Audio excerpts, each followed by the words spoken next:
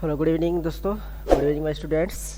I hope आप लोग बहुत ही स्वस्थ और मस्त होंगे और वो लल्लल टाप होंगे और आप अच्छे से मेरे क्लास को ज्वाइन किए हैं। और ज्वाइन नहीं किए हैं उसके साथ ही साथ आपने नोट डाउन भी कर रहे हैं एक एक आप चैप्टर के जो भी यहाँ पर रूल्स बताए जा रहे हैं, एग्जाम्पल बता रहे जा रहे हैं और उस सभी को आप नोट डाउन करें, इसलिए बहुत अच्छा मुझे लग रहा है। उसके साथ साथ आप लाइक, कमेंट्स और शेयर भी करें, इसलिए बहुत बहुत शुक्रिया। This is Bharat sir, selection गुरु जी, आपका बहुत बहुत स्वागत है। अभी तक हमने नाउन्स, प्रोनाउंस चैप्टर को समाप्त कर दिया है। यदि आपने नहीं देखा है प्लीज़ आप जाकर प्लेलिस्ट में देख लीजिए। और उसके साथ ही साथ मैंने नाउन के साथ साथ प्रोनाउन जैसे ही कंप्लीट किया तो मैंने बताया था कि मैं एक्सरसाइज कराता हूँ। क्यों? क्योंकि आपको ये लगना चाहिए कि पढ़ाई के बाद जैसे ही आपका रूट समाप्त होता है कि आपको कितना आता है, ये भी तो होना चाहिए ना। क्योंकि एग्ज़ाम जब देने जाते हैं तो उसकी आप प्रैक्टिस करते हैं, तो वही चीज़ यहाँ पर आपको इस क्लास में कराया जाए, मतलब उसकी प्रैक्टिस की जाती है, जो कि एग्ज़ाम के लिए बहुत ही बेनिफिट होगा। चलिए तो देर न करते स्टार्ट करते हैं क्लास को। और जैसे कि आपको रूटीन्स बताया गया है कि स्पेशली बैच आपको जो चलाया गया है जीडी के लिए, वो बैच केवल जीडी के लिए नहीं, सभी एग्ज़ाम जो वनडे एग्ज़ाम की प्रिपरेशन कर रहा है तो वो ज्वाइन कर ले और आप उसका पूरा भरपूर अच्छे से बेनिफिट ले सकते हैं। जैसे कि सुबह मान लीजिए आपका आता है सुबह 6 बजे आपका जीएस के सतीश सर लेकर आते हैं। फिर इसके बाद रीजनिंग्स आपके 7 बजे चलता है, सुबह योगेश सर लेकर आते हैं। फिर इसके बाद मैथमेटिक्स सुबह 8 बजे दीपक सर लेकर आते हैं। फिर इसके बाद सुबह 9 बजे आपका हिंदी, जो कि आपके भैया जयशंकर भैया लेकर आते हैं। और उसके बाद फिर इसके बाद आपका है शाम को, जो कि आपका इंग्लिश चैप्टर वाइज, जो कि हम खुद लेकर आते हैं। फिर इसके बाद आपका आता है 8 बजे ये मैथमेटिक्स चैप्टर वाइज, ये भी आपका बहुत ज़्यादा जल्द शुरू होगा। ठीक है, तो दिल थाम के रहिए। और आई होप इस चैनल पर आने के बाद आपको कहीं भी भटकने की ज़रूरत नहीं हो, क्योंकि एक एक चीज़ को अच्छे तरीके से आपको डिज़ाइन कर और सरल भाषा में सरल टेक्निक के द्वारा बताया जाएगा। टाइप के साथ साथ आपको ट्रिक भी बताए जाएंगे। ठीक है, चलिए स्टार्ट करते हैं। जैसा कि आपको बताया गया था उसी हिसाब से आपको यहाँ पर आपको बताया है। चलिए स्टार्ट करते हैं। पहला क्वेश्चन यहाँ पर आपको जो दिया गया है उसी हिसाब से कह रहा है कि her self cook spicy food. चलिए बताइए क्या गड़बड़ है, इसको बताइए क्या बनेगा इसका।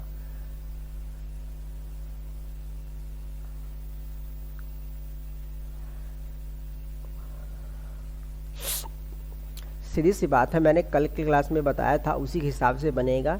जब भी आपका रेसिप्रोकल, फिर सुनिए, जब भी आपका रिफ्लेक्सिव प्रोनाउंस आए तो ऐसे केस में, मतलब कि रिफ्लेक्सिव प्रोनाउन मतलब आपका ऐसे सेल्फ और सेल्फ्स अगर ये लगे हो तो ऐसे केस में क्या करना चाहिए, कैसे हमें प्रोनाउन यूज़ करना। सीधी सी बात है, जो भी यहाँ पर आपका प्रोसेसिव यहाँ पर आया, जैसे कि हर सेल्फ आया था, इसका हम क्या करेंगे, इसका सब्जेक्टिव केस, इसी का हम प्रोनाउन यूज़ कर लेंगे। मतलब क्या लिख देंगे, शी कुक, कुक के बाद लिखेंगे फिर हर सेल्फ, बचा क्या फिर स्पाइसी फूड। इस तरीके से आपका आंसर होगा, क्योंकि कल मैंने बताया था उसी बेस पर ये है टोटल आपका रिफ्लेक्सिव प्रोनाउंस के साथ साथ ये आपका एक चीज और, रिफ्लेक्सिव प्रोनाउंस थोड़ा सा अंतर क्या होता है मैं थोड़ा सा बता दूं। रिफ्लेक्सिव हम ये पढ़ रहे हैं, ठीक है, थोड़ा सा कन्फ्यूजन दूर कर देता हूँ। रेसिप्रोकल्स, प्रोकल्स और रिफ्लेक्सिव प्रोनाउंस में अंतर थोड़ा सा मैं बता देता हूँ। जब भी आप जस्ट वो सब्जेक्ट के बाद लिखेंगे सेल्फ या फिर सेल्फ, तो ऐसे केस में क्या करना है आपको, रेसिप्रोकल उसको हम बोलते हैं। अगर हम वर्ब के बाद लिखते हैं सेल्फ या फिर सेल्फ, तो ऐसे केस में हम उसे क्या बोलते हैं, रिफ्लेक्सिव प्रोनाउंस।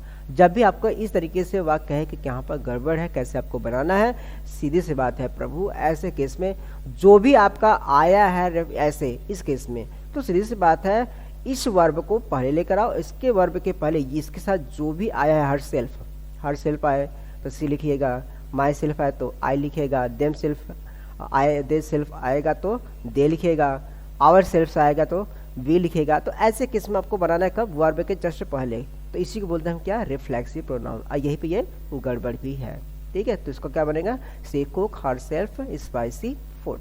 सेकेंड है Sohan and Mohan love one another. बहुत ईजी है ये तो, ठीक है, बहुत ईजी है। और इसका सीधी सी बात है, जब टू पर्सन होते हैं तो ऐसे केस में हम डिस्ट्रीब्यूटिव हम बोल सकते हैं, डिस्ट्रीब्यूटिव प्रोनाउंस। ओके, सीधी सी बात इसमें क्या कर रहा है, जब दो पर्सन तो ऐसे केस में हम ईच अदर का इस्तेमाल करते हैं। किसका इस्तेमाल करते हैं? ईच अदर का। और दो से अधिक हो, फिर सुन लीजिए, दो पर्सन हो तो ईच अदर, और दो से अधिक हो तो क्या लिखेंगे? One another. तो सीधी सी बात है, शोभन, यहाँ पर यही आपका गड़बड़ था, ये नहीं होगा तो क्या होगा? पहले लिख लीजिए शोहन एंड मोहन, लिखने के बाद लव, इसी के बाद हमें क्या लिखेंगे? ये ईच अदर लिख लेंगे। क्या लिखेंगे? ईच अदर, वन अनदर के स्थान पर। सेकेंड में आपका डन हो गया। अब अगर the children fight each others, दो से अधिक मैंने बताया था, ऐसे केस में क्या लिखना है आपको? One another's. क्या लिखेंगे? वन अनदर लिखेंगे। तो सीधी सी बात, आपका ईच अदर क्या है?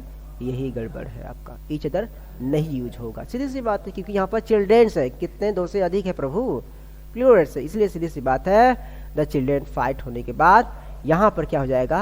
वन अनदर हो जाएगा। क्या हो जाएगा? वन अनदर हो जाएगा। तो आप यही लिखिएगा। ओके, अगला क्वेश्चन कह रहा है कि let see and I let प्रोसेसन। बहुत ईजी है, चलिए बताइए क्या गड़बड़ है?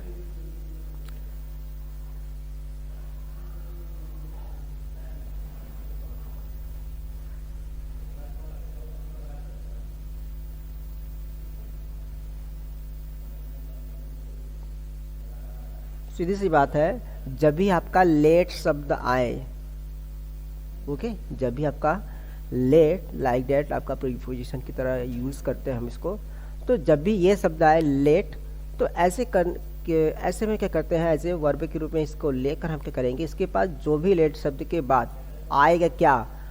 प्रोनाउन, तो वो हमेशा आपका ऑब्जेक्टिव फॉर्म में होना चाहिए। किसमें? ऑब्जेक्टिव फॉर्म में। तो सी क्या दिया आपका? सब्जेक्टिव फॉर्म में, ये गड़बड़। तो सी का क्या हो जाएगा? हर, ये लिख दीजिए। और यहाँ पर आई है तो ये भी गड़बड़ है, तो इसके स्थान पे क्या लिखेंगे? मी। ये आपका राइट आंसर है। चौथे का let her and me let प्रोसेसन, ये आपका राइट आंसर होगा। ठीक है ना? जब भी आप देखिए लेट से स्टार्ट है आपका सेंटेंस, तो ऐसे केस में ऑब्जेक्टिव ही प्रोनाउन का यूज करिएगा, सब्जेक्टिव प्रोनाउन का मत यूज करिएगा। ओके, मैं यही बताना चाह रहा हूँ। 5 है उसके बाद, let you and we go to there. सीधी सी बात है, लेट के बाद यू तो आपको वही रहेगा, इसमें कोई गड़बड़ नहीं, क्योंकि आपका ऑब्जेक्टिव फॉर्म भी वही होता है। वी का यहाँ पर क्या करेंगे? ऑब्जेक्टिव फॉर्म लिखेंगे, क्योंकि वी आपका क्या है? Subjective form. तो ये मत लिख लीजिए, इसके स्थान पे क्या लिखेंगे हम? अस, और इसके स्थान पर आप यू ही लिख लीजिएगा। तो बनेगा let you and us go to there. ठीक है, आपका क्वेश्चन नंबर 5 भी डन होगा। कितना इजी था ना? तो ऐसे ही एक्सरसाइज करिए, क्योंकि ऐसे ही आपके पेपर में आते हैं वनडे एग्जाम में, इसलिए एक एक यहाँ पर जो भी बताए बहुत ही ऑनेस्टी के साथ अपना काम करिए। ठीक है, तभी आप सफल होंगे। चलिए, सेशन अच्छा लग रहा है तो प्लीज़ जरूर लाइक कर दीजिएगा, यही आपकी गुरु दक्षिणा है। चलिए अगला देखते हैं। यहाँ पर क्या कर रहा है कि सीता और Gita was teaching his brother. चलिए, ये भी आपका प्रोनाउन से सिस्टम है, कुछ गड़बड़ है। चलिए बताइए क्या गड़बड़ है? सीधी सी बात है, सीता और गीता दोनों क्या है? फीमेल है। क्या है? फीमेल। तो ऐसे केस में जब हम इसके साथ अपने का अंग्रेजी लिखेंगे प्रभु, तो ये जो हिज दिया है तो गड़बड़ दिख रहा है ना, तो इसे कट करिए, इसके स्थान पे क्या लिख दीजिए? हर। क्या लिख दीजिए? हर। Answer done. ठीक है, आंसर क्या हो गया? डन हो गया। तो हो जाएगा सीता और Gita was teaching her brother, ये आपका राइट आंसर होगा। ठीक है, सीता और गीता वाज, उसके बाद ये लिखने के बाद ये लिखिएगा टीचिंग हर ब्रदर। ये 7 कह रहा है कि you and Preeti should learn his lesson. ये भी आपका प्रोनाउन से ही मिस्टेक है। चलिए क्या गड़बड़ है? एक चीज याद रखिएगा, इसमें बहुत इजी, पहले सोच लीजिए, समझ लीजिए, फिर बताइए क्या हुआ है। चलिए ध्यान सुनिएगा, जब भी ऐसे केस में यू के साथ कोई भी प्रोनाउंस आए या फिर नाउन आए, फिर सुन लीजिए, यू के साथ कोई भी नाउन या फिर प्रोनाउन आए तो ऐसे केस में जो अपने के अंग्रेजी लिखना पड़े तो आपको क्या लिखना पड़ेगा, योर ही लिखना पड़ेगा। क्या लिखना पड़ेगा, योर ही लिखना पड़ेगा। ध्यान सुनिएगा, हिज के स्थान पर आप क्या लिखेंगे, योर। क्या लिखेंगे, योर। तो हो जाएगा you and Preeti should learn your lesson. Okay, तो आज सेवन का यही होगा आंसर। फिर सुन लीजिए, यू के साथ कोई भी नाउन से प्रोनाउन आए तो अपने अंग्रेजी आपको क्या लिखना है, हमेशा आपको योर ही लिखना है। अगला है none of two sister is married. बहुत इजी है, बहुत इजी है। चलिए एक चीज याद रखिएगा, मैं थोड़ा बता दे रहा हूँ क्लियर। आइदर शब्द और नन शब्द के बारे में। नन क्या होता है, टू से मोर, और इच का क्या कर सिर्फ टू की बात करता है।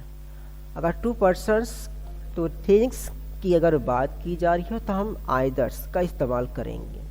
अगर टू से अधिक है, टू से अधिक है तो क्या करेंगे, नन का इस्तेमाल करेंगे। तो यहाँ पर सिर्फ टू की बात करें ना, टू सिस्टर इज मैरिड, तो सीधी सी बात गड़बड़ कहाँ पर है, नन। तो ये कट कर दिए, इसके स्थान पे क्या हो जाएगा आपका, आइदर हो जाएगा। क्या हो जाएगा, आइदर हो जाएगा। ठीक है, क्यों हो जाएगा, मैंने बताया ना, दो पर्सन्स या थिंग्स की बात की जा रही हो तो ऐसे केस में आइदर इस्तेमाल करना है। दो से अधिक की बात की जा रही है तो आपको नन का इस्तेमाल करना है। ठीक है, तो 8 का ये होगा। अगला क्वेश्चन क्या है कि alls who glitter is not gold. बहुत इजी है, चलिए बताइए क्या गड़बड़ है यहाँ पर, तो बड़ा इजी है। सोचिए समझिए, मैं 3 सेकंड का आपको समय दे रहा हूँ।